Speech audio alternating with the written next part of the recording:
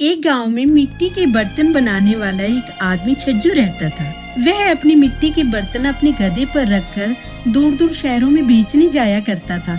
एक बार जब वह अपना गधा लेकर दूर किसी शहर में बर्तन बेचने जाने लगा तो उसकी पत्नी ने कहा, यह लीजिए, इसमें रोटी है, अगर भूख लगे तो रास्ते में खा लेना और जल्दी वापस आना जी।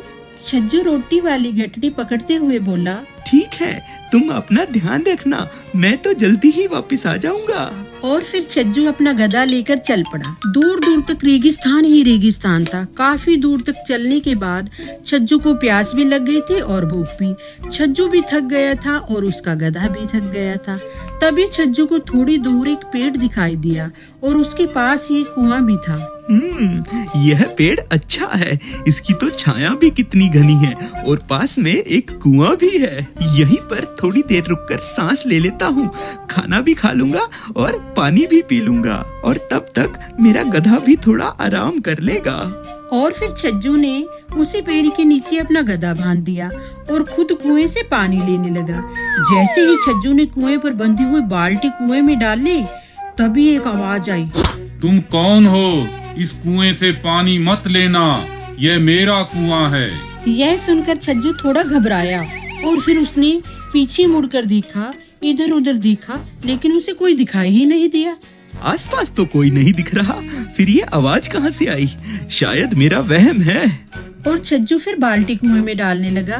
तभी फिर वही आवाज आई, अरे मैंने तुम्हें कहा ना, तुम इस कुएं से पानी नहीं ले सकते, तुम्हें सुनाई नहीं दिया? छज्जू फिर घबराया और रुक गया। फिर हिम्मत करके बोला, अरे तुम कौन हो भाई? मुझे तो तुम दिखाई भी नहीं दे रहे। तुम कहाँ से बोल रहे हो? तुम जो कोई भी हो, सामने आकर बात करो। तभी कुएं के अंदर से एक बहुत बड़ा जिन निकल आया। यह देखकर छज्जू थोड़ा डर गया, परंतु हिम्मत करके खड़ा रहा। तभी वह जिन बोला, मैं इस कुएं का जिन्नात हूँ, इस कुएं में ही रहता हूँ, यह मेरा ही कुआं है। तुमने तो बाल्टी मेरे सिर पर ही मार देनी थी। तुम इस कुएं से पानी नहीं ले सकते। परंतु मैं पानी क्यों नहीं ले सकता? मुझे बहुत प्यास लगी है, मैंने पानी पीना है और मेरे गधे को भी बहुत प्यास लगी है, मैंने उसको भी पानी पिलाना है। अच्छा, तो तुम्हें मेरे से डरने की कोई जरूरत नहीं है। तुम मेरे 3 सवालों का जवाब दे दो और पानी ले लो। अच्छा ठीक है, तो तुम बताओ अपने सवाल, मैं जवाब देने की पूरी कोशिश करूंगा। तो सुनो मेरा पहला सवाल, इस धरती से भारी क्या है? छज्जू ने थोड़ी देर के लिए कुछ सोचा और फिर बोला, इस धरती पर सबसे भारी तो झूठ है, जिसका भार धरती भी सहन नहीं कर सकती। आदमी तो समझदार लगते हो। तो मेरा दूसरा सवाल सुनो। तो ये बताओ, इंसान का सबसे भरोसेमंद साथी कौन होता है?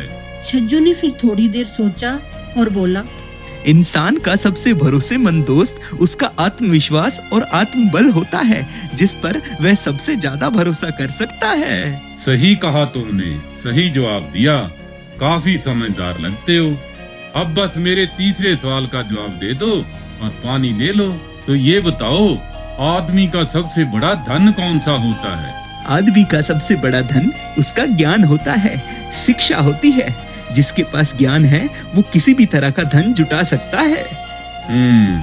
सही जवाब दिए तुमने। तुम पानी ले सकते हो, लेकिन उससे पहले ये तो बताओ, तुम कौन हो, करते क्या हो, कहाँ से आए हो? महाराज, मेरा नाम छज्जू है। मैं मिट्टी के बर्तन बनाता हूँ और उनको अपने गधे पर रखकर दूर दूर गांव शहर में जाकर बेच कर आता हूँ। ठीक है भाई, तुम खाना खा लो और जाते हुए मुझे बता कर जाना। और इतना कहकर जिन वापस कुएं में चला गया। छज्जू ने जी भरकर पानी पिया, अपने गधे को भी पिलाया और खाना खाया। जब छज्जू जाने लगा तो उसने जिन को आवाज लगाई, जिन महाराज जी, अब मैं जा रहा हूँ, क्या मैं जा सकता हूँ? तभी जिन कुएं से बाहर निकला और छज्जू के सामने आकर उसने जेब में से एक माचिस निकालकर छज्जू की तरफ बढ़ाई और बोला, ये लो छज्जू, ये एक जादू की माचिस है, यह कभी खत्म नहीं होगी। तुम इससे आग जलाकर अपने मिट्टी के बर्तन पकाना, इससे बर्तन पकेंगे तो बहुत अच्छे भी होंगे और सुंदर भी होंगे। ठीक है जिन महाराज, आपका बहुत बहुत शुक्रिया, मैं ऐसा ही करूँगा। फिर जिन ने अपनी दूसरी जेब में से एक आईना निकाला और वह भी छज्जू को दिया और कहा, ये लो छज्जू, ये एक जादुई शीशा है, इसे अपनी घर की दीवार पर लगा लेना और फिर अपने गधे और बर्तनों समेत इस शीशे के सामने खड़े होकर तुमने जिस भी शहर में जाना हो उस शहर का नाम ले देना। यह शीशा तुम्हें वहीं पहुंचा देगा। ठीक है जिन महाराज, मैं ऐसा ही करूँगा। और फिर जिन ने एक और जेब में से हाथ डाला और मोती निकालकर वह भी छज्जू की तरफ बढ़ा दिया और कहा, यह भी लो छज्जू, ये एक जादू का मोती है, इसे रस्सी में डालकर अपने गधे के गले में लटका देना और फिर तुम्हारा गधा भी तुमसे बातें कर पाएगा। और हाँ छज्जू, ध्यान रखना, ये सब बातें अपनी पत्नी के सिवा किसी और को मत बताना। और फिर जिन वापस कुएं में चला गया और छज्जू सारा सामान लेकर अपने गधे को खोलकर अपनी मंजिल की तरफ चल पड़ा। शाम को घर आकर छज्जू ने सारी घटना अपनी पत्नी को बताई और कहा, यह सब किसी को मत बताना, जिन ने सख्ती से मना किया है किसी को भी बताने के लिए। नहीं नहीं नहीं, मैं भला किसी को क्यों बताऊंगी, ऐसी बातें कोई बताने की थोड़ी ही होती है। फिर अगली बार छज्जू ने जिन की दी हुई माचिस से आग जलाकर अपने बर्तन पकाए। जब बर्तन निकाले तो बहुत ही अच्छे पके हुए थे। उसके मटके और सभी तरह के बर्तन बहुत सुंदर लग रहे थे। जो भी कोई छज्जू के बर्तन देखता हैरान हो जाता। तभी छज्जू का एक पड़ोसी आकर बोला, वाह छज्जू भाई, तुम्हारे बर्तन तो बहुत बढ़िया बने हैं और बहुत सुंदर भी लग रहे हैं। ये तो बहुत अच्छे दामों पर बिक सकते हैं। तुम एक काम करना, इसको राजधानी में जाकर बेचना। मैंने सुना है राजधानी में अच्छे बर्तनों का अच्छा दाम मिलता है। अगले दिन छज्जू अपनी पत्नी से बात करता है और उसे कहता है, अरे भाग्यवान, मुझे लग रहा है लोग ठीक ही कहते हैं, हमारे बर्तन सच में बहुत सुंदर और बढ़िया बने हैं। मैं एक काम करता हूँ, इन बर्तनों को राजधानी में जाकर बेचता हूँ, क्योंकि वहाँ पर इनका अच्छा दाम मिलेगा और फिर हमको बहुत सारा धन भी मिलेगा। और फिर क्या था, छज्जू ने अपने सारे बर्तन गधे के ऊपर रखे और शीशे के सामने जाकर खड़ा हो गया और बोला कि मुझे राजधानी ले चलो। और वह तुरंत ही राजधानी पहुँच गया। अरे वाह, यह तो बहुत बढ़िया हुआ, हम तो पलक झपकते ही राजधानी पहुँच गए। छज्जू की बात सुनकर गधा भी बोल पड़ा, क्योंकि गधे के गले में छज्जू ने मोती बांध दिया था जो जिन ने दिया था। हाँ मालिक, ये तो बहुत बढ़िया हुआ, मुझे भी थकावट नहीं हुई और समय भी बच गया हमारा। फिर छज्जू अपने गधे के ऊपर से बर्तन उतारने लगा और वहीं बैठकर बेचने लगा और लोगों को आवाज लगाने लगा, अरे आओ भाई आओ, मेरे बर्तन ले लो, देखो तो कितने अच्छे बर्तन हैं, सुंदर सुंदर बर्तन, जल्दी से आओ ले जाओ। और फिर लोग इधर उधर से आने लगे और शाम होते होते छज्जू के सारे बर्तन बिक गए और अच्छे खासे दाम छज्जू को मिल गए।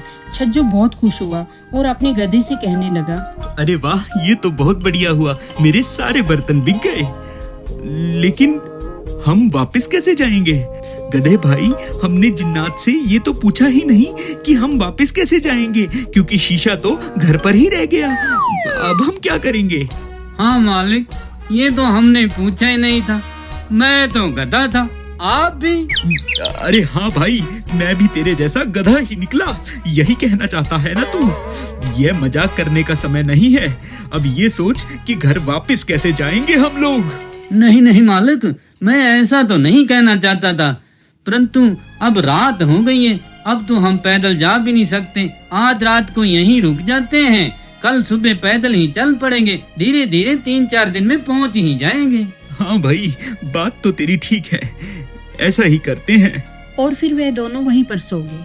अगले दिन फिर छज्जू ने गधे को उठाया और गधे के साथ वापस घर की ओर चल पड़े। पूरा रास्ता रेगिस्तान ही रेगिस्तान था। वह दोनों सारा दिन भूखे प्यासे चलते रहे और फिर शाम हो गई और इतने में फिर गधा बोला, मालिक, अब तो फिर से अंधेरा हो चला है, रात को चलना ठीक भी नहीं है और हमारे पास धन भी है। हाँ भाई, तुम कह तो ठीक रहे हो, वो देखो सामने रोशनी दिख रही है, वहाँ तक चलते हैं, वहाँ पर कोई ना कोई जरूर होगा, हम वहीं पर रुक जाएंगे। और फिर थोड़ा आगे जाने पर उनको एक पुराना घर दिखाई दिया। सुनसान रेगिस्तान में उसमें आग जल रही थी और कुछ लोग आग के चारों तरफ बैठे थे। तभी छज्जू ने धीरे से गधे के कान में बोला, सुन मेरी बात, यहाँ पर तू कुछ मत बोलना, मुझे ही बात करने देना, कहीं तेरे बोलने पर हम मुसीबत में ना पड़ जाएं। ठीक है मालिक, मैं कुछ नहीं बोलूँगा। तभी छज्जू ने देखा कि आग के चारों तरफ बड़ी बड़ी मूंछों वाले बहुत से लोग हाथों में बंदूकी और भाले लिए बैठे थे। एक आदमी आग पर खाना पका रहा था। छज्जू को पास आते देखकर दो आदमी खड़े हो गए और एक बोला, अरे भाई, कौन हो तुम और इतनी रात को इस रेगिस्तान में अकेले क्यों घूम रहे हो? फिर छज्जू हाथ जोड़कर डरता हुआ बोला, जनाब, मैं तो मिट्टी के बर्तन बनाने वाला छज्जू हूँ। बर्तन बनाने के लिए मिट्टी लेने निकला था, लेकिन रास्ता भटक गया हूँ। सारा दिन रेगिस्तान में भूखा प्यासा भटक रहा हूँ, लेकिन मुझे रास्ता नहीं मिला। तभी मुझे आग की रोशनी दिखाई दी और मैं यहाँ पर आ गया कि शायद कोई सहारा मिल जाएगा। परंतु आप कौन है महाराज? भाई, हम तो डाकू हैं। काली डाकू का गिरोह है हमारा। वो देखो, हमारे सरदार बैठे हैं। छज्जू अभी भी हाथ जोड़े खड़ा था। तभी डाकुओं का सरदार काली बोलता है, इधर लाओ इसे। हाँ, तो तू मिट्टी के बर्तन बनाने वाला है। आदमी तो तू ठीक लगता है। चिंता मत कर, डर मत, हम तुम्हें कुछ नहीं कहेंगे और रास्ता भी बता देंगे, परंतु तुमको एक शर्त माननी होगी हमारी। अरे बताइए जनाब, मुझे क्या करना होगा? तुम एक काम करो, अब खाना खाकर आराम से सो जाओ और कल सुबह हमारा कुछ सामान है अपने गधे पर रखकर थोड़ी दूर आगे नगर है, वहाँ पर छोड़ देना। हमारा एक आदमी जाएगा तेरे साथ, जहाँ ये कहेगा वहीं हमारा सामान उतार देना और वह तुम्हें आगे रास्ता भी बता देगा। फिर तुम चले जाना वहाँ से। ठीक है जनाब, पर अगर आप कहें तो मैं एक बार अपने गधे से पूछ लूं। अरे तू भी मूर्ख ही लगता है, गधे से क्या पूछना, गधा क्या कहेगा तुम्हें। अच्छा जा पूछ ले। तब छज्जू अपने गधे को थोड़ी दूर ले जाकर धीरे से गधे के कान में बोला, देख, यह डाकू है। तू चुपचाप यहाँ पर बैठे रहना। ये जो हमारे धन वाली पोटली है, मैं तेरे गले में डाल रहा हूँ। तू इसका ध्यान रखना। अगर कोई भी आकर इसको छूने की कोशिश करे तो तू जोर जोर से चिल्लाना शुरू कर देना।